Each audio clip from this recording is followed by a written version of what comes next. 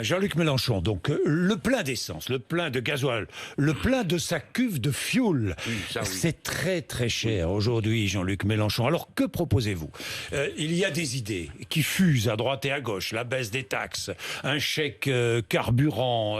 Vous proposez le blocage des prix. Mais le blocage bien des sûr, prix. Monsieur Bourdin, regardez, Oui. vous avez raison de dire, tout le monde a quelque chose à proposer. Oui. Mais j'ai remarqué une chose. Oui. Au fond, ils proposent tous la même chose. On va prendre soit sur les taxes en baissant leur niveau, soit en donnant des chèques énergie sur les... Mais c'est toujours les impôts qui payent. Personne ne pense à aller dire, mais dites donc, pourquoi ça augmente ?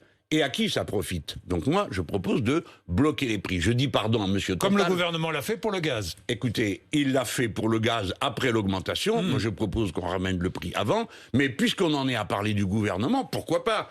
Il avait aussi bloqué les prix sur les masques au moment de la Covid et sur le gel. Donc ça prouve qu'on peut le faire. Je le sais parce qu'il y a un article du Code du commerce qui le rend possible quand il y a des situations extraordinaires. Il y a une situation extraordinaire.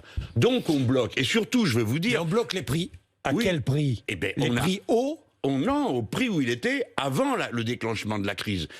On baisse le prix, là. Mais évidemment, vous dites c'est temps, vous avez le droit de le faire. On C'est baisse code le du- prix. C'est le code du commerce qui dit ça. Qu'est-ce que ça fait? Ça va faire perdre des sous aux fournisseurs. Mais Et à l'État. monsieur, Et à l'État. Ah, non, parce que bon les taxes, elles vont rester les mêmes. C'est bien ce que je dis, moi. Moi, je dis, vous n'avez pas de raison d'appauvrir l'État.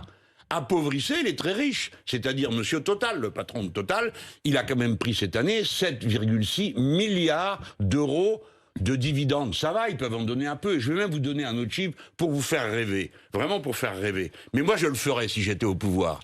Si vous prenez le 10%, monsieur Bourdin, c'est pas beaucoup, 10% des profits des fournisseurs de gaz en France, vous pouvez redonner aux 3 millions d'abonnés 500 euros. C'est-à-dire toute la somme de ce qu'ils ont payé en rab depuis 2017, qu'ils ont le président Macron.